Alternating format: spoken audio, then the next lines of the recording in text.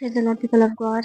I hope आप सब अपने घरों में अच्छे होंगे, स्वस्थ होंगे और परमेश्वर को अपने जीवन में प्रथम स्थान दे रहे होंगे। तो मैं एक बार फिर से आपका इस न्यू वीडियो में और इस वचन में स्वागत करती हूँ और परमेश्वर का धन्यवाद करती हूँ कि उन्होंने एक बार फिर से ये मौका दिया कि मैं आपके साथ इस वचन को बांटने वाली हो सकी हूँ। तो आइए आज के वचन को देखते हैं, जो कि इस प्रकार है। Walking worthy of your calling. हम अपनी बुलाहट में विश्वास योग्यता के साथ या फिर उस बुलाहट को पूरी करने के लिए हम कैसे उसमें चल सकते हैं। तो आइए हम अपने वचन में जाने से पहले प्रार्थना करते हैं। धन्यवाद धन्यवाद धन्यवाद करते हैं मान समझ जी आप तक निश्चय प्रभु जी, आपका धन्यवाद करते हैं सारी आशीषों के लिए, बरकतों के लिए प्रभु, जो आपने हमें जिंदगी में दिखाया और एक बार फिर से ये मौका दिया प्रभु कि मैं आपके लोगों के साथ इस वचन को बांटने वाली हो सकी हूँ। पिता परमेश्वर, आपकी प्रेजेंस हमारे साथ हो सके प्रभु जी, और मेरे हृदय के विचार और मेरे मुंह के बोल प्रभु जी आपको ग्रहण योग्य हो प्रभु जी। आप हर एक जन से जो इस वीडियो को देखे प्रभु, आप बातचीत करेगा। सारा आदर जलाल हमारे जीवन से आपको, इस प्रार्थना को आपके लौते पुत्र हमारे खुदा में यीशु मसीह के नाम से मांगते हैं, आमीन आमीन। तो हम अपने टॉपिक को देखते हैं, जो कि इस प्रकार है, walking worthy of your calling. तो सबसे पहले इसका रेफरेंस जो हम बाइबल में से देखते हैं वो है इफिशियंस 4:1। इफिसियों 4 उसका 1, जहाँ पे इस प्रकार लिखा है, as a prisoner for the Lord then I urge you to live a life worthy of the calling you have received.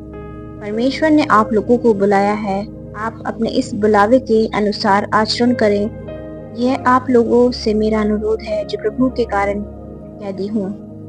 आमीन आमीन। तो आपको ये पता होगा, अगर आपने इफिसियों की पत्री को पढ़ा होगा तो आप ये जानते होंगे कि पॉल जो है वो इफिसियों की कलीसिया से बातचीत कर रहे हैं और उनको ये अर्ज कर रहे हैं, उनको उनसे ये आग्रह कर रहे हैं, विनती कर रहे हैं कि वो अपनी बुलाहट को ना भूलें। जिस जिस बुलाहट से या फिर जिस कॉलिंग से परमेश्वर ने उनको इस दुनिया में बुलाया है, वो उसको याद रखें, अपने जीवन में आचरण करें, अपना चाल चलन वैसे रखें ताकि परमेश्वर के राज्य के लिए वो यूज हो सकें। और आपको पता है कि पौलुस ने अपनी ज़िंदगी में परमेश्वर के वचन को बाँटने के लिए या फिर परमेश्वर के बताए हुए रास्ते पे चलने के लिए कितनी सारी परेशानियाँ झेलीं, कितनी सारी ठोकरें खाईं। इसीलिए इसी कारण वो अभी भी उस जेल में बैठे हुए, जहाँ पे उनको बंद किया गया था, बंदीगृह में रखा गया था, वहाँ से बैठ के वो इस पत्री को लिख रहे हैं और उस कलीसिया को ये बता रहे हैं कि आपको आपकी बुलाहट में चलना कितना ज़रूरी है।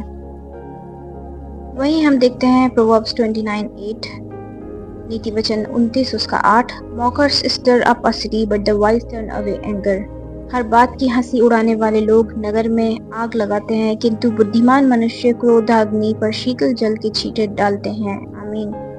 तो ये वचन सिर्फ ये बता रहा है कि अगर हमारी संगतियाँ ठीक होंगी, अच्छी होंगी, या फिर हम अगर परमेश्वर को अपने जीवन में प्राथमिकता दे रहे होंगे, तो परमेश्वर हमारे जीवन को अपने पीस, अपने कंफर्ट, अपने टॉलरेंस और अपने हर एक उन चीज़ों से भर देगा, उन कैरेक्टरिस्टिक्स से भर देगा जो उसमें खुद थी।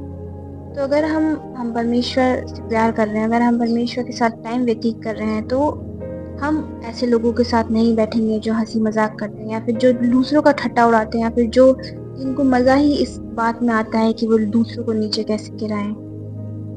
तो आज हम इस वचन से यही सीख रहे हैं कि हमें परमेश्वर से पूछना है कि हम किस मकसद के साथ या फिर परमेश्वर ने हमें किस बुलाहट के साथ इस दुनिया में बुलाया है। क्योंकि आप और मैं जानते हैं कि परमेश्वर के राज्य में किसी भी चीज़ का होना कोई आसान बात नहीं है, या फिर वो अपनी मर्जी से नहीं होता।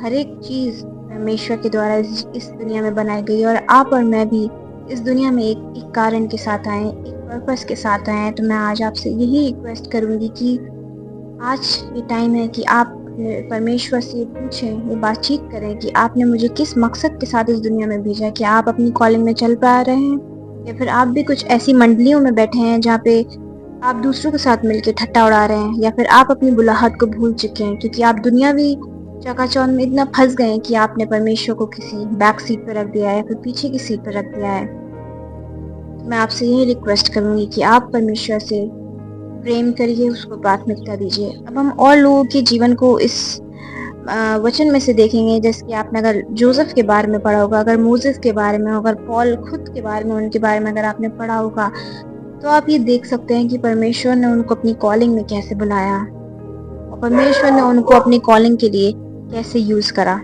यही कुछ पॉइंट्स बताना चाहती हूँ कि वॉकिंग इन कॉलिंग कैसा होता है, या फिर यही बताना चाहती हूँ कि वॉकिंग इन कॉलिंग हम कैसे चल सकते हैं। तो सबसे पहले he will choose purpose not personality. तो अगर आपको लगता है कि हमारा कोई जीवन में मकसद नहीं, या फिर परमेश्वर जो है वो बड़े बड़े लोगों को चुनता है, या फिर वो एक अगर कोई इंसान फेमस है या फिर अपने जीवन में बहुत वो तरक्की कर चुका है, तो वो परमेश्वर ऐसे लोगों को चुनता है। पर अगर आप ऐसे सोचते हैं तो ये गलत है। परमेश्वर लोगों पे ध्यान देता है, ना कि पर्सनालिटीज पे।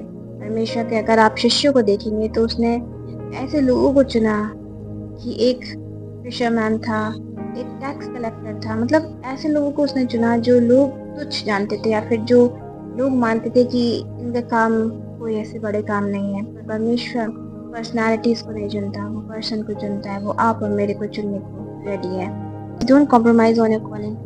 अगर आज आप और मैं अपने जीवन में देखें, या फिर अपने धर्म में देख लें, अपने अगर हम इस बिलीव में चलते हैं कि हम अगर यीशु मसीह को मानते हैं, तो हमें उस वर्ड जो कॉम्प्रोमाइज़ है वो हमारे जीवन में नहीं होना चाहिए। हमें दुनियावी लोगों के साथ मिलके या फिर अन्य जातियों के साथ मिलके अपने धर्म को नहीं भूलना है, या फिर अपनी कॉलिंग को नहीं भूलना है। क्योंकि आपने दूसरे धर्मों में भी देखा होगा कि वो लोग अपने अपने अपने धर्म को लेके कितने स्ट्रिक्ट रूल्स फॉलो करते हैं। बट वहीं अगर हम अपने बिलीवर्स को देखेंगे, अगर हम अपने कम्युनिटीज़ में देखेंगे, तो आज भी लोग क्रिश्चियंस जो हैं वो हर चीज़ में कॉम्प्रोमाइज़ करने को तैयार हैं। या आप ये बात आपको शायद बुरी भी लग सकती है, बट ये सच्चाई है, ये सच्चाई है। और आज क्रिश्चियंस, आप और मैं, अपने जीवनों में कॉम्प्रोमाइज़ करने को रेडी हैं। हम हर चीज़ में कॉम्प्रोमाइज़ कर लेंगे, बट परमेश्वर के साथ टाइम बिताने में हमें बुरा लगता है, या फिर हमें हमें बिजीनेस हो जाती है, या फिर हमारे पास टाइम नहीं होता है।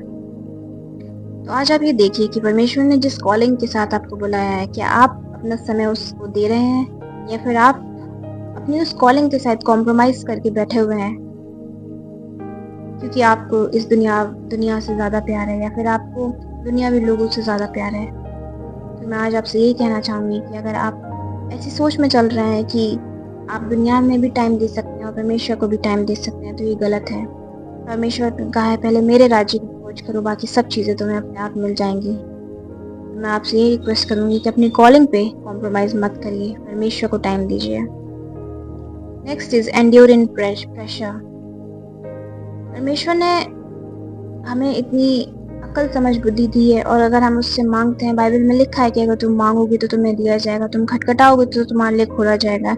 इसी प्रकार परमेश्वर अगर हमें किसी भी सिचुएशन में ऐसे होते हैं कि जहाँ हमें ऐसा हो लगे कि हम बहुत प्रेशर में हैं, बहुत टेंशन में हैं, बहुत स्ट्रेस हमारे जीवन में है, तो परमेश्वर हमें उस स्ट्रेस में से, उस परेशानी में से निकालने को तैयार है। पर हमें अपनी आंखें कहाँ लगानी, हमें अपनी आंखें उस पर्वतों की ओर लगानी है जहाँ से परमेश्वर हमें देख रहा है, या फिर जिस परमेश्वर ने इस सृष्टि की रचना की, उसके लिए कुछ भी असंभव नहीं है। तो क्या आज आप और मैं किसी टेंशन में है, किसी प्रेशर में है, किसी ऐसे दबाव में है जिसमें हमें लग रहा है कि हम अपनी कॉलिंग को खो चुके हैं, या फिर हमारी ज़िंदगी में हमारा कोई मकसद नहीं रह गया है, तो ये गलत है। परमेश्वर आज भी आपको उस प्रेशर में से निकलने के लिए सामर्थ्य, अपनी अपनी ताकत को देने के लिए तैयार है। बट आपको सिर्फ और सिर्फ उससे मांगना है, और वो आपको देगा। Next is uncomfortable in ordinary. हमें जो ऑर्डिनरी चीज़ें हैं उसमें हमें, आजकल जो ह्यूमन बींग्स हैं उनकी सबसे बड़ी आदत क्या है कि हमें कंफर्ट में रहना पसंद है, हमें हमें अपने एक सर्कल में रहना बहुत पसंद है, और हम उसमें कंफर्टेबल हो जाते हैं। बट परमेश्वर ने हमारे लिए बड़े बड़े चीज़ों को रखा है।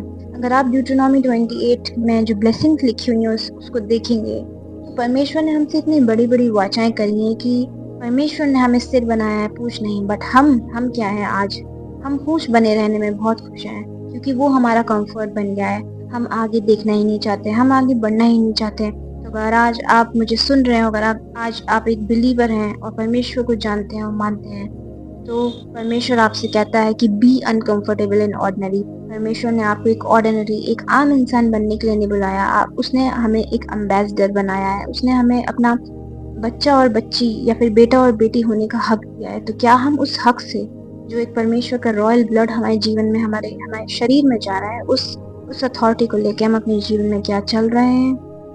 अगर नहीं, तो आज हमें ये सोचने की ज़रूरत है। तो मैं आपसे यही कहना चाहूँगी कि आज जो भी हमने पॉइंट्स देखे, या फिर जो हमने वचन में सुना, परमेश्वर आपसे उन वचनों के द्वारा बात करे और परमेश्वर आपको आपकी कॉलिंग के लिए खर्च और इस्तेमाल करे। आइए हम प्रार्थना करते हैं। धन्यवाद धन्यवाद धन्यवाद करते हैं मान सामर्थ्य जीते हैं पिता परमेश्वर प्रभु जी, आपका धन्यवाद करते हैं। सारा आदर जलाल महिमा हमारे जीवन से आपको मिलने पाए प्रभु जी। इस वचन को प्रभु जी आप ब्लेस करिएगा। जितने लोग इस वचन को सुनते हैं प्रभु जी, आपके आपके जलाल को, आपकी महिमा को अपने जीवन में देख पाए प्रभु, और आप इनकी जिंदगियों को बदलेगा प्रभु। अगर ये आज भी गुमनामी में जी रहे हैं प्रभु, तो ये आपके उस कॉलिंग को, उस बुलाहट को अपने जीवन में ग्रहण करने वाले और रिसीव करने वाले हो सके प्रभु जी। ऐसी मेरी प्रार्थना है प्रभु। हर एक जन को छुएगा, हर एक पिता परमेश्वर व्यक्ति जो इस वचन को सुनता है प्रभु, उसको आशीषित करिएगा प्रभु। एक बार फिर से प्रभु जी हमारे साथ होने के लिए आपको धन्यवाद देते हैं। इस प्रार्थना को आपके लौते पुत्र हमारे खुदा यीशु मसीह के नाम से मांगते हैं, आमीन। Thank you again people of God, thank you for this, thank you for watching this वचन एंड वीडियो। एंड मैं आपका धन्यवाद करती हूँ कि परमेश्वर ने एक बार फिर से हमें जोड़ा। और मैं रिक्वेस्ट करती हूँ कि आप इस वचन को लोगों तक पहुँचाए, शेयर करिए, लाइक करिए और सब्सक्राइब करिए इस चैनल को, ताकि परमेश्वर का वचन लोगों तक पहुँच पाए। Thank you so much for watching. Shalom.